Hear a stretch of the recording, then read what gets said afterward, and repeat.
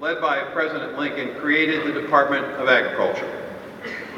The establishment of the department in the midst of a civil war underscored the importance of agriculture in rural America to the country.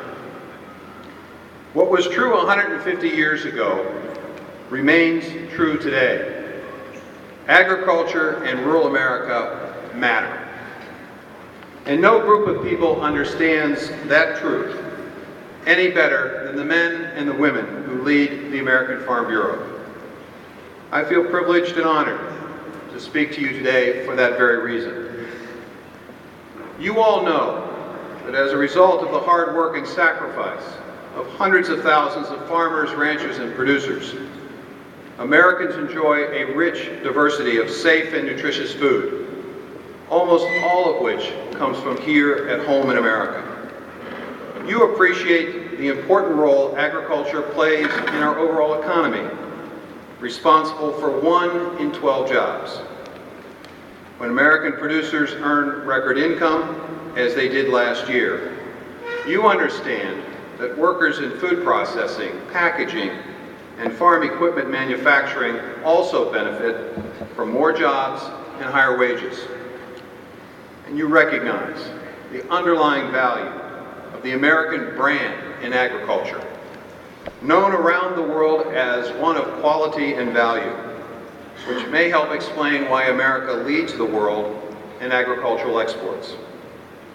Last year, in part, aided by the strategic focus on trade at USDA's Foreign Agricultural Service, ag exports reached a record level of $137.4 billion in sales, creating for our nation a $42 billion trade surplus and supporting over 1 million jobs.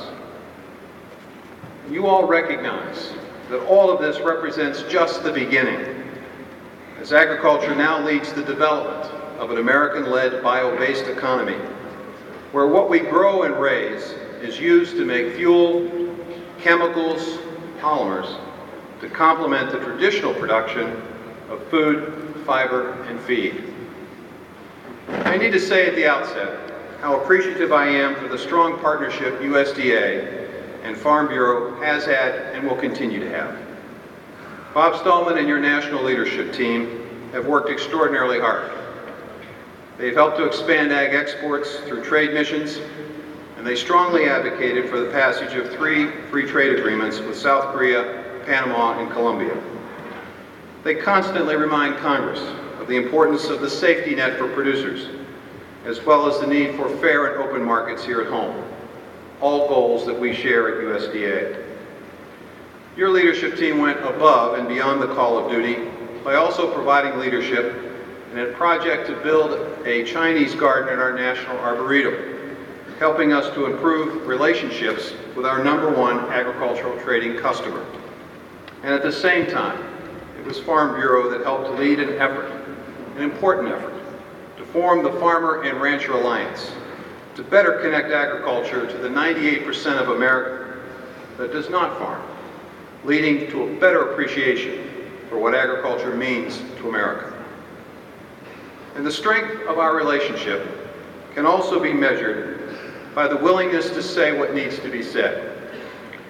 Farm Bureau leaders from across the nation felt free to express concerns about regulations being considered by EPA, the Department of Labor, and other departments. As a result, in EPA, I asked Administrator Lisa Jackson to participate in regular listening sessions with ag leaders to hear those concerns firsthand. And we worked together to assure producers that EPA did not intend to regulate farm dust or spilled milk. Now, I know there's more work to be done in regulatory matters, including EPA's guidance on water quality and the Department of Labor's proposed child labor law for employees of non-family farm operations. I want you to know that I've reached out to the Department of Labor about the proposed rule. I wanted to explain the concerns I had heard in the countryside about the impact on traditional family farm operations. I know that you all share a deep concern for the safety of all of our children, particularly those working on farms and working with farm machinery. I've encouraged the Labor Department to spend some time communicating more thoroughly the purpose and the intent of the proposed rule, to reassure folks that it will not interfere with families and their ability to raise their children with a love and appreciation for hard work done in a safe way. I understand, and I've explained to the Department of Labor, that this isn't just about the farming operation. This is about a set of values important to people who live and work and raise their families in rural communities. The value of hard work, the importance of independence, the appreciation for sacrifice, and the difficulties associated with farming. I've also asked our team at USDA to help, to look to reallocate resources from our research, education, and economics mission to help fund additional training opportunities for those who need additional training so they can receive it conveniently so that they can operate equipment safely. I want to pledge to the delegates here today that your USDA will continue to listen and to ensure regulators understand the full impact on farmers, ranchers, and producers of rules and regulations as they are proposed and before they are finalized.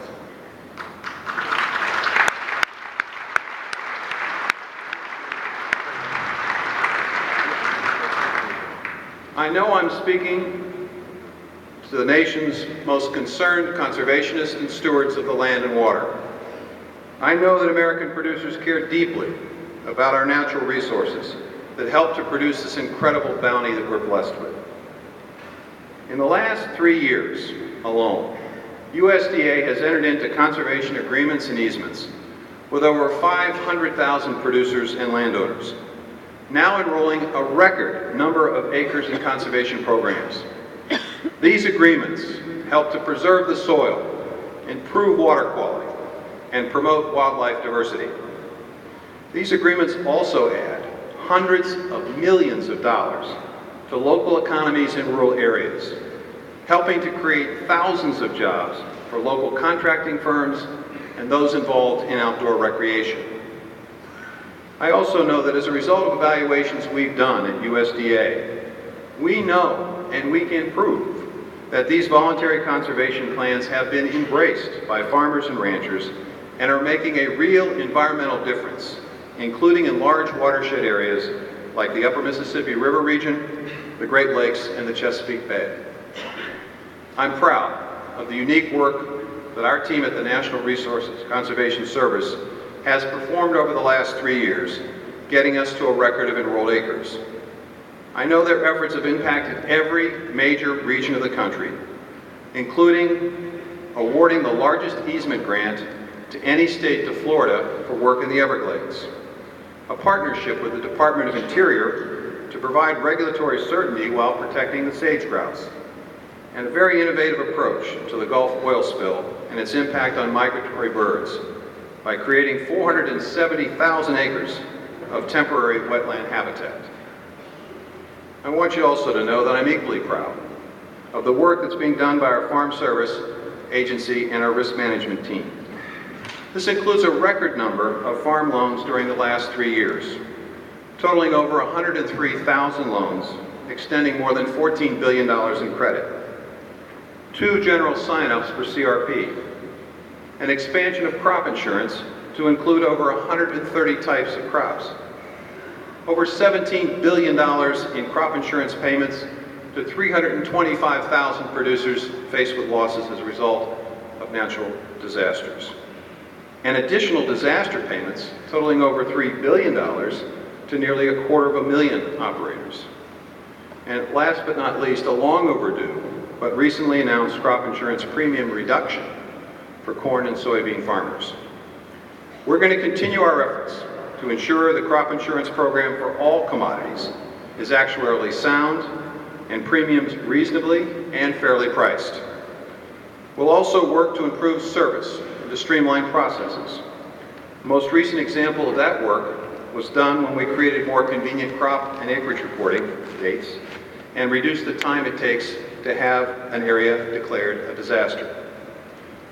Now, while farm income is up and is expected to stay up, many farm families need USDA to also focus on helping to create off-farm income and jobs. And our rural development team stepped up to the challenge during a tough economy. In the last 3 years, USDA Rural Development financed grants and loans to over 50,000 small businesses, helping to create or retain 266,000 rural jobs. Supported over 300 broadband expansion projects that will help 7 million more Americans access this vital infrastructure. We made possible 6,250 community facility projects that include the building and construction of hospitals, schools, fire and police stations, and libraries. We funded over 5,100 wastewater treatment plants and sewage plants, providing cleaner water to 18 million Americans. And we financed the construction and improvement of nearly 80,000 miles of electric wiring to provide more reliable power to those who live in rural America.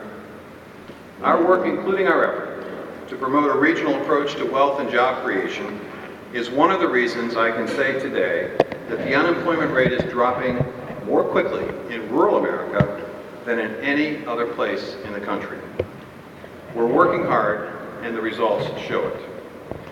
But despite the successes of the past 3 years, more work remains. The two biggest challenges facing USDA revolve around the 2012 Farm Bill and significant reductions in the USDA's operating budget and program budget.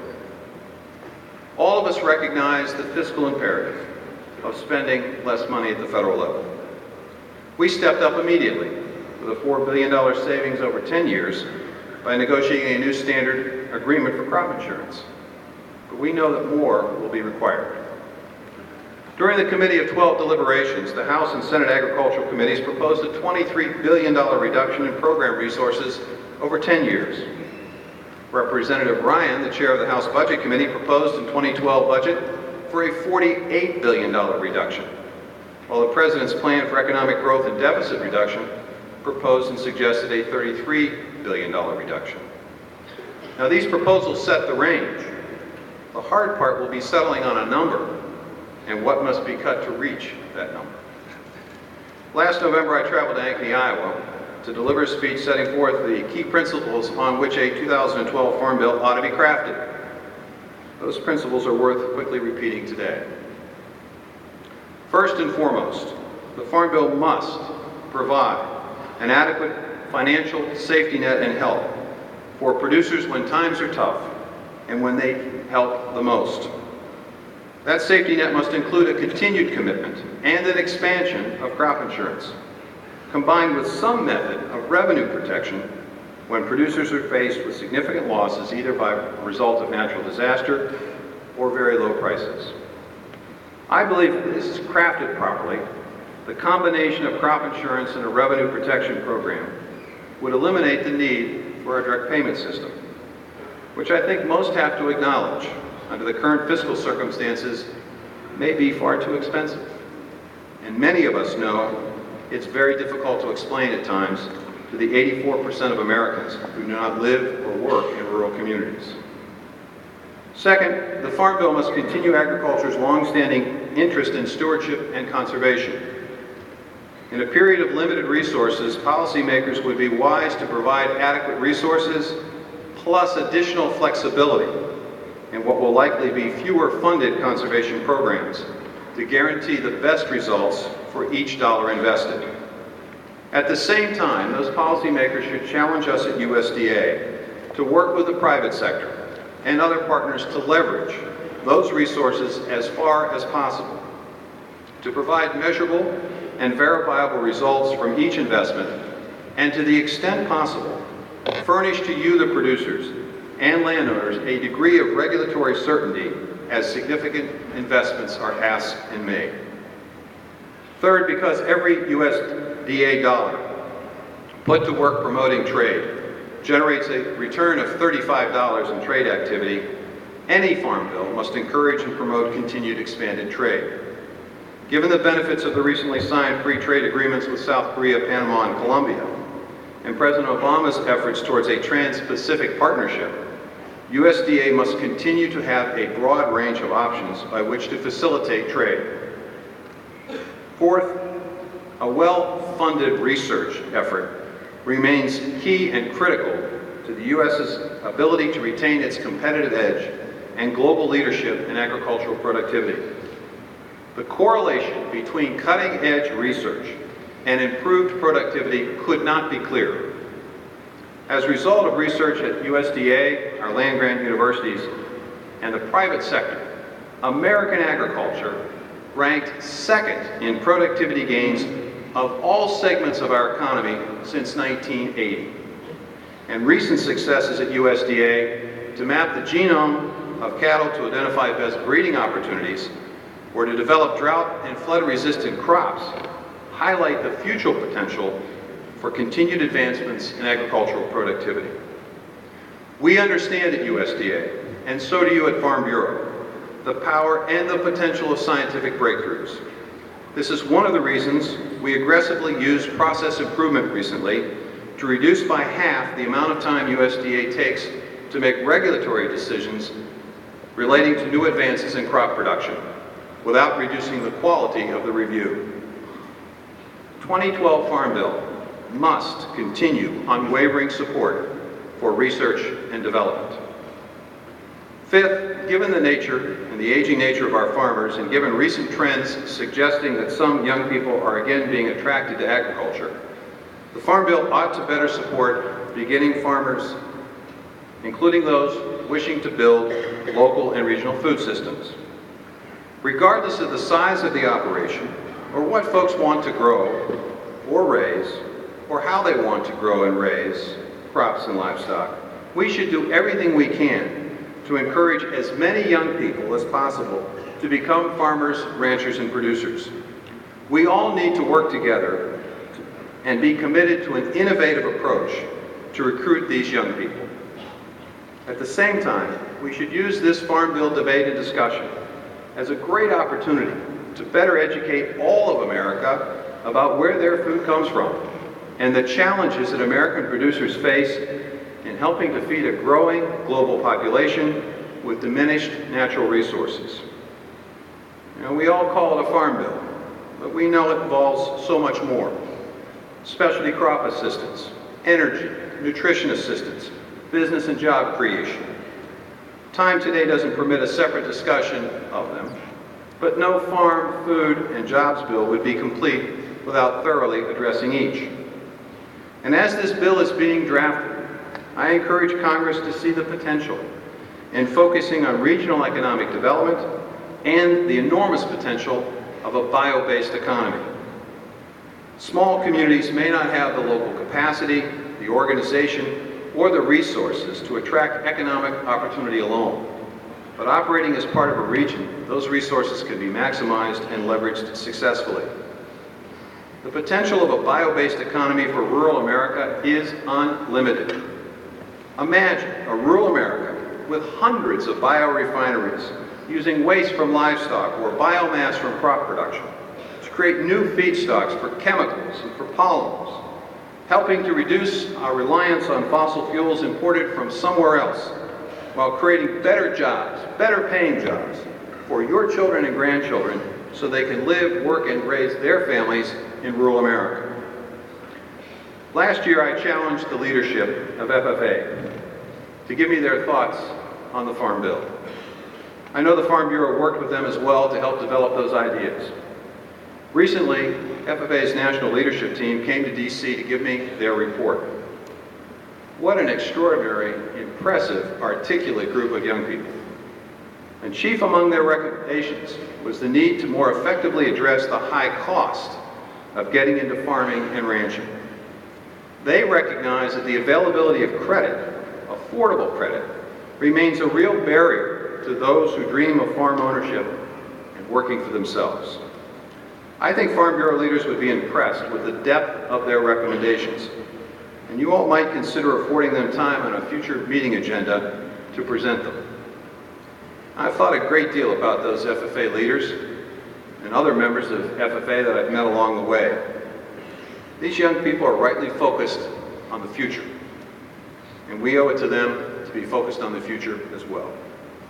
At USDA, we need to constantly strengthen our services and improve our performance, notwithstanding reduced budgets.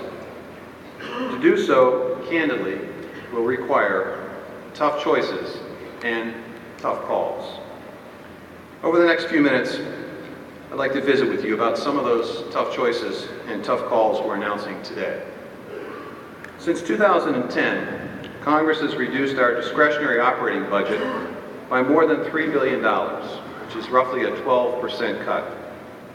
While every mission area received reductions, some agencies were reduced more than others. Agencies facing steep cuts, specifically in their salaries and expense line item that funds people and personnel, included the Farm Service Agency, Rural Development, the Animal and Plant Health Inspection Service, the Agricultural Research Service, and the Food and Nutrition Service. And in an effort to avoid further cuts to programs that people like, Congress also made deep cuts in departmental management and the staff offices that provide support for all those folks on the front line doing good work in the mission areas, folks like Joe Glauber, the chief economist, the general counsel's office. Their appropriation was cut by nearly 18%. In the end, this does little to ease reductions in these important mission areas. Why? Well, simply put, you cannot severely limit the backroom operations without impacting negatively the whole operation. And we understood this day of reduced budgets was coming, and we decided at USDA to be proactive. First, we started last year by reducing travel, supplies, and printing costs by an aggregate of $90 million. Second, last year many agencies put hiring controls in place, and those were followed by the institution of a targeted early retirement and early separation incentive program. Initially, over 4,400 employees of USDA retired on their own or took advantage of the early out programs. We instituted the program again this year on a broader basis, and since October 1st, another 2,500 employees have elected to take advantage of retirement opportunities. That's nearly 7,000 people retiring in 15 months, and that number is sure to grow as this year progresses. Now, these departures will allow us some flexibility, in some cases to eliminate positions or restructure positions to be more relevant to meet the needs of our customers.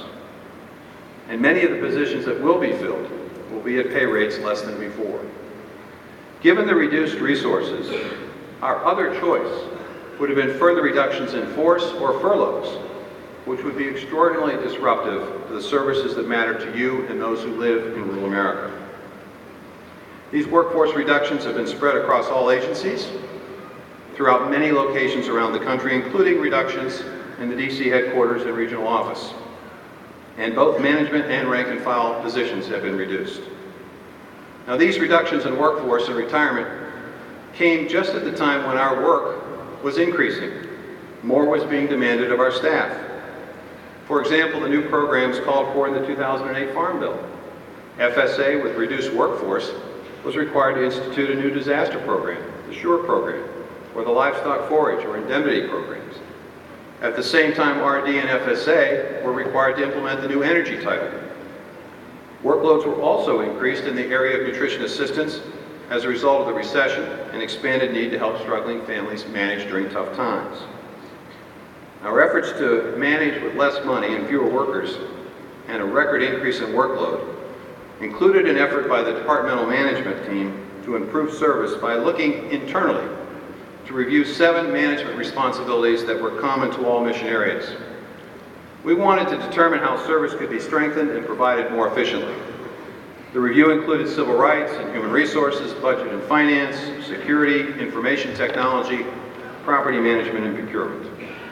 Hundreds of USDA employees engaged in the process and developed 379 recommendations to strengthen service and create greater efficiencies.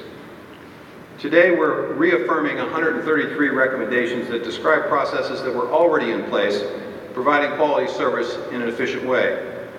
But we're also announcing 27 recommendations of the remaining 246 that reflect a new way of doing business within the department. This announcement will be followed over the course of the next fiscal year with subsequent announcements for the rest of the recommendations and their implementation plans. Let me give you a couple of examples of what we're talking about.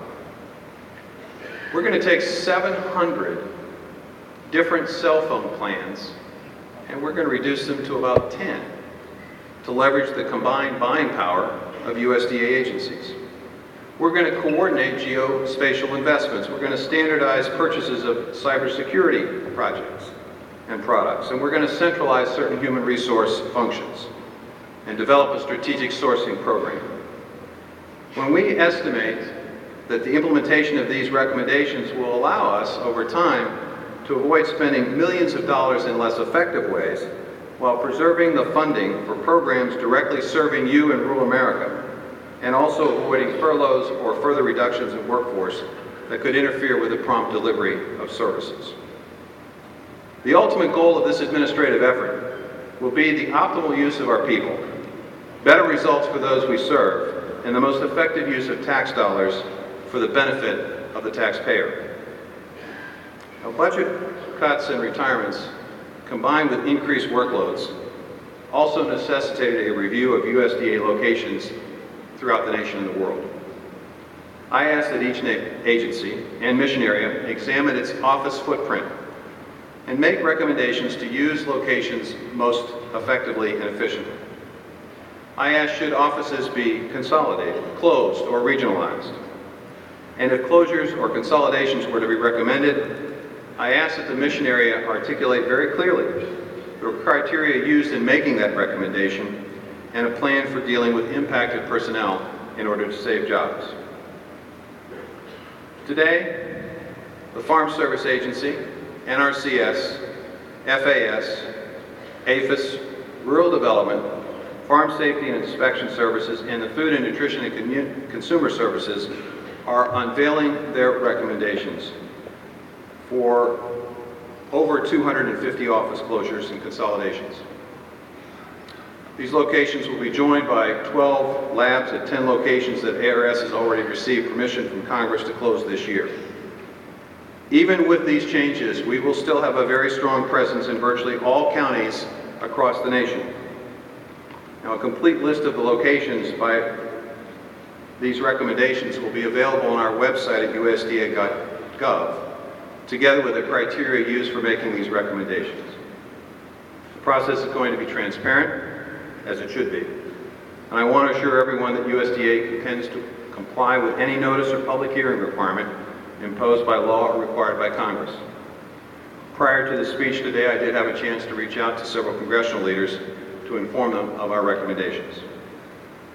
I'll just say a few words specifically about FSA offices, since the largest number of closures, 131, is in this mission area. First, in making the decision to close an office and consolidate, we relied on the 2008 Farm Bill criteria for determining what offices should be considered. Of the 131 offices on the list, 35 currently have no employees. Let that sink in for a second. 35 offices, no employees. The balance of the offices either have one person or at most two people and are located within 20 miles of an existing FSA office, more specifically and highly staffed. The work of these offices, these smaller offices, will be assigned to the adjoining county office, and personnel given the opportunity to transfer as well. Our choice was either to maintain this footprint or reduce our effort at improved technology to better serve producers or furlough workers and disrupt service to many people. Now, we've already invested millions of dollars and thousands of hours in an effort to get technology that would allow us to provide better service to producers with reduced staff. When fully operational, we believe it will allow farmers and ranchers to access many of the FSA programs online, at home, at convenient times, when and where and under what circumstances dictated by the farmer. Over the long haul, we believe farmers and ranchers across this country will be better served by this choice that we make and announce today. These closures and consolidations will begin taking place over the late winter and spring. FSA's goal is to finish the consolidation by July, while all other agencies except the Food Safety District offices aim to close facilities sometime by the end of this fiscal year in September. Now, I know that some may be inconvenienced by this choice, but I want you to know that services will not be interrupted. You know, I know, the time has come for our country's fiscal house to be put in order. And that requires tough calls and tough choices. As we enter our 150th year, our nation faces that economic reality of the need to reduce deficits and debt.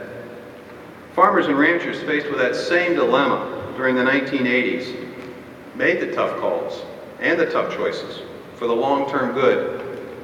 Farmers reduced their debt, and they found the resources to invest in new technologies and equipment, which led to greater productivity. That greater productivity enabled us to export and to find new uses for crops we grow, resulting in higher income for producers and jobs for those living in small towns. That productivity also holds the great promise of a new American-led bio-based economy. Our nation always emerges from crisis stronger, and I believe now will not be an exception. American agriculture is the greatest and most productive the world has ever seen. Working together with Farm Bureau, I'm confident USDA will manage this change as opposed to being managed by the change, and will emerge stronger and more capable to serve your interests and the interests of America's farmers, ranchers, and producers. Now let me close on a somewhat personal note. When I began this job as USDA Secretary, I talked about the disproportionate sacrifice rural families made to this country during time of war. Approximately 50% of our military comes from rural America, a place that's home to 16% of America. I know that a substantial number of the young men and women who are returning from Iraq and who will return from Afghanistan are from your hometowns and my hometown. Little did I know that when I started this job, that one of those young people would be my 19-year-old nephew from Mount Pleasant, Iowa, a town of 8,000, that he would be serving as a U.S. Marine in Afghanistan. I pray every day for his safe return and the return of each and every one of our brave servicemen and women. I suspect that there are moms and dads, granddads and grandmoms, and other family members in this audience today that have someone in harm's way. Rural America is an extraordinary place, inhabited by good, hardworking, productive people. We in America owe rural America a debt of gratitude, not just for what it produces, but also for what it sacrifices. During the 19th century, farmers and rural Americans helped to save a nation. During the 20th century, farmers and rural Americans helped to build the strongest nation on earth. At the beginning of the 21st century, farmers and rural Americans are once again helping to strengthen America so that it may continue for this century to be the freest, the safest, and greatest nation on earth. God bless you all and your families for what you do for my family and America's families. And God bless America, for its best days are still ahead. Thank you very much.